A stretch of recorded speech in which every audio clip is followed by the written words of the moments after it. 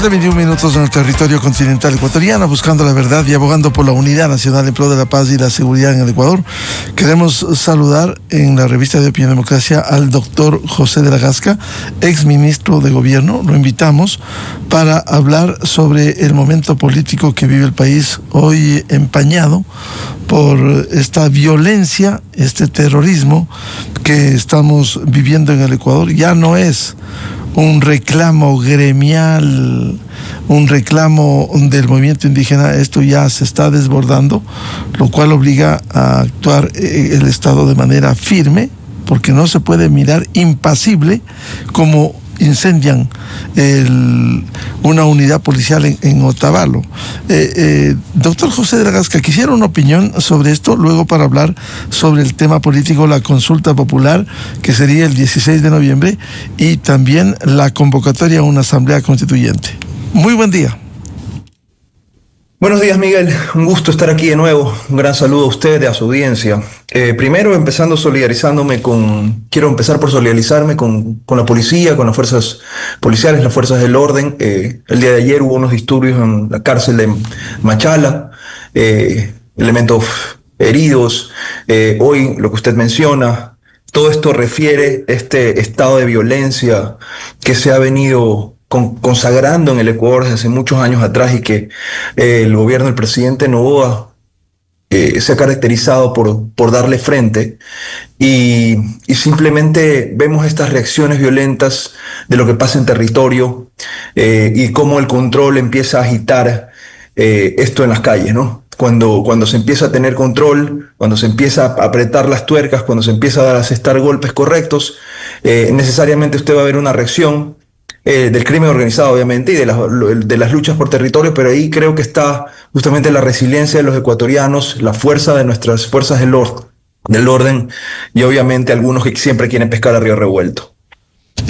En ese sentido, el Estado tiene que actuar con mucha firmeza, porque esto no puede desbordarse. El país no quiere que se repita lo de octubre de 2019, junio de 2022, en donde casi destruyeron Quito, cortaron el agua. Es decir, esto ya desborda el espíritu de un legítimo reclamo y una constitución que consagra, artículo 98, el derecho a la resistencia. ¿Esto desborda eso?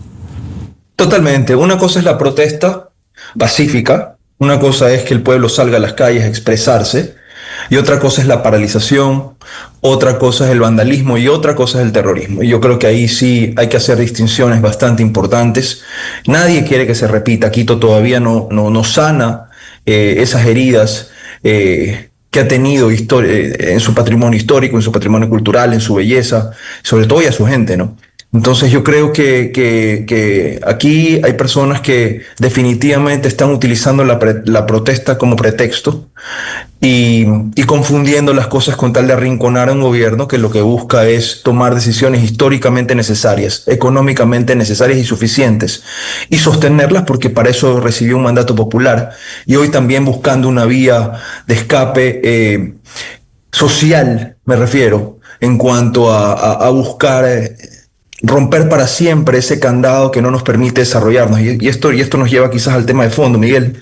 Me parece a mí que es necesario que entendamos que el tejido social debe recomponerse, que debe construirse, que debe reconstruirse. Y yo pienso que ni la fuerza del orden, ni el Estado como estamento tienen en este momento unas herramientas para poder hacer frente a todas las crisis y a todos los problemas estructurales, si seguimos estancados y anclados en una constitución que lo que busca es perennizar un sistema estatista, que lo que busca es perennizar un sistema que no ha servido y que ha demostrado no servir para resolver este tipo de problemas. Vamos al tema político. ¿Cómo ve el momento cuando la Corte Constitucional debe pronunciarse en las próximas horas sobre el planteamiento del presidente de la República de ir a una asamblea constituyente? No queda otra alternativa que la constituyente en medio de los bloqueos que se advierten en el país. No queda otra alternativa, porque el mandato es popular. Aquí hay que escuchar lo que ha querido el pueblo, y hay que escuchar lo que necesita el pueblo. Yo pienso que la Corte finalmente ha abierto sus oídos y ha entendido que no es cualquier iniciativa la que ha presentado el presidente de la República para devolverle el poder al pueblo, para que el pueblo se exprese en las urnas, respetando el artículo 1 de la Constitución, donde claramente establece que la soberanía radica en el pueblo. Yo pienso que la Corte debe estar aprestándose a emitir este dictamen de segundo momento, como ellos lo han calificado, porque esto no es una exigencia constitucional, esto es una creación de la propia Corte Constitucional, pero ya va dando muestras de que definitivamente el remedio ha ido calando. Y en estas tensiones entre el Ejecutivo y la Corte Constitucional por defender la institucionalidad, o estando la institucionalidad en el medio y buscando sintonizar las herramientas del poder constituido para que sirvan, como hemos dicho antes, para resolver los problemas de hoy, y la Corte ha hecho algo en contravía de eso, a mí me parece. Creo yo que se ha demostrado que la Constitución ya no es suficiente y que el camino es ir a cambiarlo todo. Entonces, a mí me parece que lo que hizo el CNE de remitirles a ellos esto, un poco por profilaxis, un poco para atenuar el escenario, para pacificar el escenario preconstituyente, va dando muestras también de legitimidad. Creo que la Corte ha entendido, porque además estaba jugando con fuego, se estaba jugando su propio prestigio, y un poco mostrándose como una Corte obstruccionista, como una Corte que está cuidando su propio metro cuadrado. Y creo que hoy se está dando paso, porque ve que esto es irrefrenable, y yo creo que la Constituyente va porque va. Bien, hablaremos de los momentos para ir hasta constituyente. Habrá 3 convocatorias para resolver en las urnas, pero antes la tarea también que va a ir junto con la constituyente, las 2 reformas constitucionales tan necesarias que ya pasaron todos los filtros, Asamblea, Corte Constitucional. El uno, la reforma del artículo 5 de la Constitución, que permite la ayuda militar extranjera en bases ecuatorianas, y el fin del financiamiento del Estado a las organizaciones políticas, reformas a los artículos 110 y 115 de la Constitución. Sí, a ver, hay 2 lecturas macro. La primera, sobre las bases militares.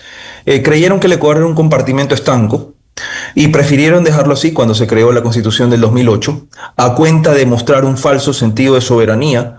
Se expulsó la ayuda internacional en la lucha contra el narcotráfico, y hemos visto cómo históricamente, cómo la realidad nos ha golpeado, mostrándonos que eso no sirvió y que por el contrario sirvió para que echen raíces aquí los carteles internacionales y el crimen transnacional. Creo que eso se pretendió corregir a modo de reforma parcial, siguiendo los mecanismos de reforma parcial de la Constitución, y obviamente eso abre la puerta para que vayamos a refrendar los ecuatorianos en las urnas el resultado de un proceso de reforma que empezó con una consulta popular donde este gobierno fue quien puso el capital político.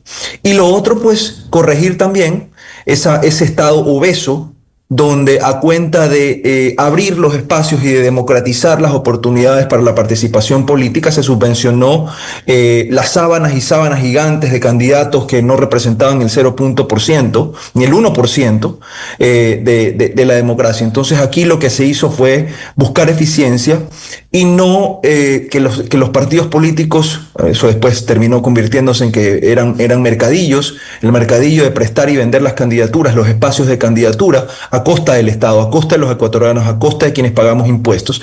Eso se debe corregir. Entonces, usted ve estos 2 grandes problemas que estaban anclados y que fueron, digamos, engendros de esa Constitución del año 2008, que definitivamente dan una muestra de que las cosas estaban pensadas de una manera distinta a la que hoy no refleja la realidad. Entonces, esos son los vehículos que entran, repito, siguiendo los mecanismos de reforma parcial. A la par, el presidente ha tomado el toro por los cuernos, a mi modo de ver, y ha decidido introducir, aprovechando el momento de consultarle al pueblo, repito, y devolviéndole al poder su soberanía, aunque no es que nunca la haya perdido, sino devolviéndole la oportunidad de poder expresarse, decirle: miren, necesitamos cambiar todo, necesitamos ir a una nueva Constitución, necesitamos reescribir nuestra historia normativa, porque hay que entenderlo, y esto hay que explicárselos a los ecuatorianos.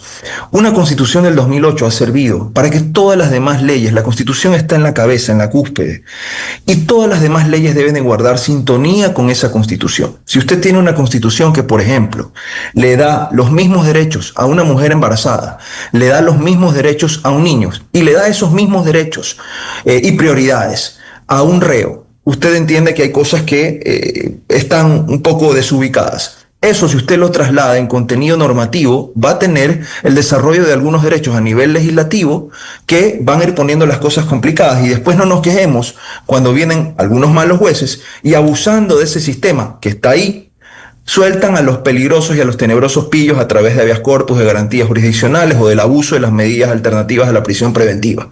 Y entonces todo el andamiaje de la fuerza pública y el esfuerzo de la fuerza pública queda en el aire porque una pata quedó coja y tiene el pretexto en que eso es lo que dicen las leyes, y en las leyes dicen ese es el pretexto porque eso es lo que dice la Constitución. Entonces usted tiene que ir a la Constitución para cambiarlo todo, para que de ahí nazca un nuevo marco normativo ajustado a unas nuevas reglas, a un Estado de Derecho, a mi modo de ver, que sirva para atemperar y poner a tiempo, poner a tono toda la maquinaria del Estado para las realidades que tenemos hoy, para las realidades del crimen organizado transnacional, para que ingrese la cooperación internacional, para que podamos tener inversión extranjera, para que podamos tener a la empresa en el centro de los modelos económicos. Esto obviamente respetando los derechos. Entonces, yo creo que ha llegado este gran momento, y repito, esto es irrefrenable, Miguel.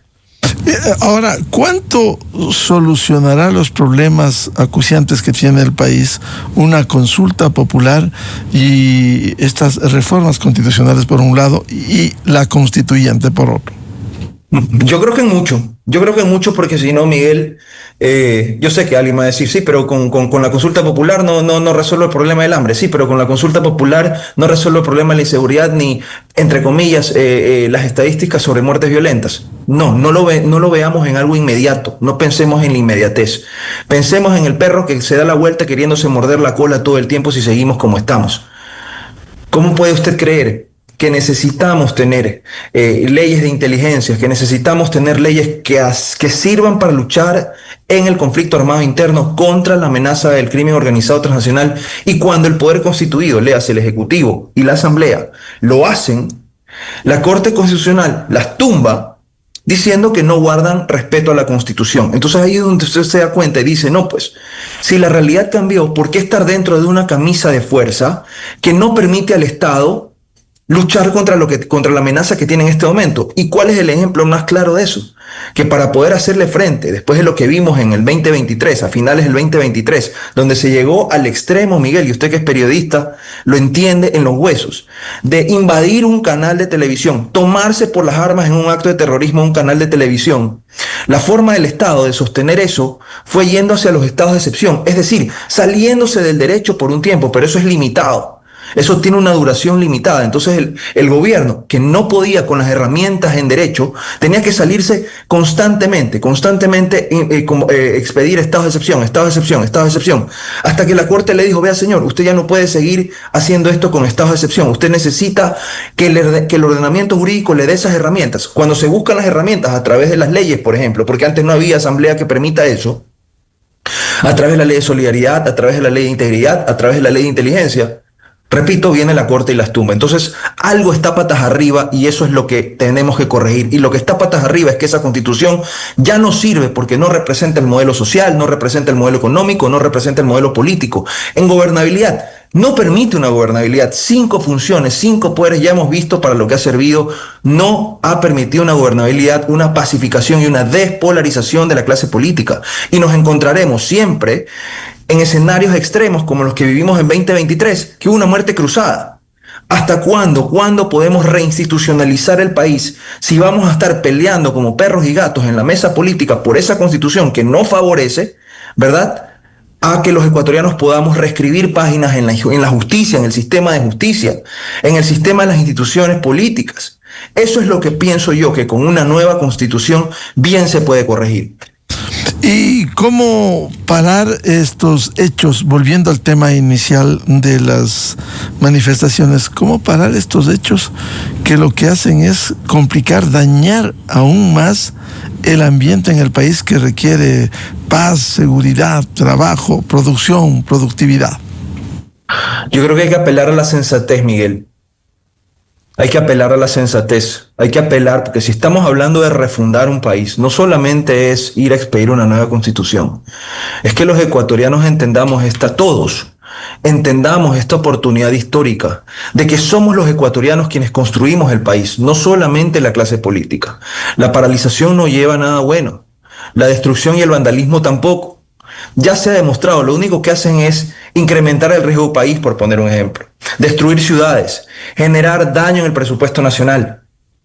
Es decir, de lo que se avanza, que es bastante difícil avanzar por todas las trabas que supone crecer y mover la maquinaria del Estado, hay que retroceder. Eso es lo que no se puede permitir. Yo siempre apelaré al diálogo, siempre apelaré a que se construye democracia con diálogo, sentándonos en la mesa, compartiendo las ideas, tolerando la diferencia de ideas, pero no con la aplicación por la fuerza.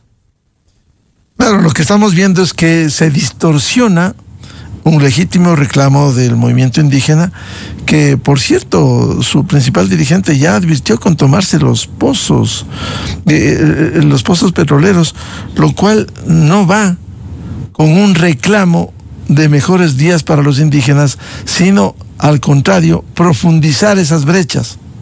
Así es. Yo quiero en este momento y me gustaría apelar a la sensatez del señor Marlon Richard Vargas Santi, que sé que la tiene. Él representa un conglomerado de pueblos y de nacionalidades muy importante. Además que su candidatura fue auspiciada por la Confeniae en la Amazonía. Y yo he visto que algunas nacionalidades de la Amazonía, del mismo movimiento indígena, no comparten la visión, en algunos casos extremista, de estas paralizaciones, ni mucho menos esos actos de violencia. Y aquí yo sí no quiero generalizar con el movimiento indígena. Yo creo que los dirigentes deben de reflexionar y deben de aterrizar sus exigencias a canales democráticos de diálogo y de propuesta, no a la toma por la fuerza, ni mucho menos al actos de vandalismo, ni mucho menos actos que puedan constituir en algunos casos actos de terrorismo. Eso hay que cuidarlo mucho. Y creo, repito, que la sensatez debe ser la idea que irradia a estos líderes, que a su vez comuniquen a los demás, para que podamos entrar en esa gran pacificación. El gobierno ha adoptado una medida durísima de tomar en lo político y está arriesgando un capital político, porque eso es lo que lo caracteriza a este gobierno. Tomar decisiones que han venido siendo soslayadas por la impopularidad que representan. Pero ahí está el gobierno defendiendo las medidas y defendiendo la necesidad y la oportunidad de tomarlas. Ya no podemos seguir nosotros gastando en subsidios que no sirven para solucionar la pobreza, sino para alimentar los bolsillos puercos del crimen organizado, alimentando una lucha desigual que la padecemos todos los ecuatorianos. Entonces aquí sí tenemos que, repito, apelar a la sensatez. ¿Qué hacer con los actos vandálicos como el de ayer en Otavalo o esta conexión con los asesinatos en la cárcel de Machala? Es decir, otra vez vuelven estos hechos violentos al Ecuador. Sí, yo creo que aquí la justicia tiene que funcionar, y esto no significa persecución. Ojo, esto no significa represión de la protesta social. Pero aquí también hay actos que riñen con la ley y que rayan en algunos casos en aspectos delictivos. Para todo eso la justicia debe actuar. Es decir, una justicia oportuna e imparcial que no reivindique solo los derechos que consagra la Constitución, sino también los deberes y responsabilidades que tienen los ecuatorianos, más aún cuando se ha encontrado que hay extranjeros, como denunciaba el ministro del Interior, extranjeros venezolanos en estas manifestaciones, en estos actos de vandalismo. Yo creo que aquí siempre tenemos que diferenciar, y creo que debemos ser muy cuidadosos. Siempre voy a respetar la protesta social y el legítimo derecho de los ecuatorianos de expresarse y expresar su descontento y proponer ideas. Pero en lo que nadie va a estar de acuerdo es en la destrucción, el vandalismo y en el terrorismo. Y eso muchas veces utilizan como cortina de humo, utilizan el escenario para intentar prender una mecha, y sacrificando vidas humanas, sacrificando la seguridad de nuestras ciudades, sacrificando la integridad física de nuestras fuerzas del orden. Eso no se puede confundir con protesta social. Y yo sí creo que ahí debe entrar la justicia, y eso no significa reprimir la protesta social. Eso significa imponer el orden público, y eso debe de mantenerse. Cuando usted apela a la sensatez en estos momentos que vive el país, implicaría abrir un diálogo, escucharles, procesarles y hacerles ver, entender que, por ejemplo, El subsidio al diésel ha beneficiado al contrabando, ha beneficiado a los que pueden pagar y también a la minería ilegal. Es que yo estoy seguro que si entran en una mesa de diálogo con sensatez, van a entender la necesidad de la medida y la van a aprobar como la están aprobando, repito, muchos de los gremios y de las nacionalidades dentro del propio movimiento indígena. Es que esto no es una excepción. Sí hay gente ahí que no siente que esta protesta va a llegar a ningún lado y siente que no están de acuerdo con las decisiones que se están tomando a nivel de los líderes. Y en lo que tienen que concentrarse es en conversar y en buscar caminos para que las compensaciones sean lo más eficientes posibles. Porque aquí no se trata de haber eliminado el diésel, ¿verdad? Y no haber dado nada a cambio. Aquí se trata de lo que he visto, de hacer una reconducción, una optimización del dinero que se estaba tirando en una hemorragia que no se sabía dónde iba y que sabíamos que servía para el combustible, la venta ilegal de combustible, el tráfico ilegal de combustible, el financiamiento de la minería ilegal, el financiamiento del crimen organizado, ¿verdad? Y muy poco, casi nada, para de verdad solucionar los temas de la pobreza. Cuando se ven estas causas y a dónde está yendo a malbaratarse el dinero de los ecuatorianos y se reoptimizan compensaciones oportunas para los transportistas, para los jóvenes, ¿verdad? Para las madres solteras y demás. Ahí usted ve, bueno, estamos recanalizando esto para los adultos mayores, estamos recanalizando esto a donde debe ir. En eso pienso que debe consistir la sensatez que el movimiento indígena y sus líderes, repito, apelo a la sensibilidad y a la sensatez de los líderes para que entiendan que esto no se trata de un pretexto de una lucha social, sino de la construcción de una mejor ciudadanía y de la optimización de los recursos de los ecuatorianos. El no aceptar el llamado a la sensatez y al diálogo, ¿qué implicaría? ¿Que quieren el desbaratamiento del país de nuevo? Es un mensaje muy lamentable y muy peligroso. La verdad me entristece mucho creer que los líderes no encuentren esa sensatez, que es la que el pueblo les pide, que es la que su representante les pide cuando los escucha y cuando los elige. Así que yo quiero apelar no a lo que podría pasar si es que no escuchan. Yo quiero apelar a que sé, porque lo conozco a Marlon Richard Vargas Santi, he conversado con él. Quiero apelar a la sensatez de la representatividad que tiene, para que escuche y se siente y converse. Las propuestas están ahí, todo es perfectible, pero hay medidas que el gobierno debe de tomar por el bien de los ecuatorianos. ¿Y esas medidas cuáles serían, además de las que usted ha señalado? O sea, por ejemplo, la eliminación del subsidio creo que es una muy importante. Por eso es lo que están reclamando hoy en día, ¿no?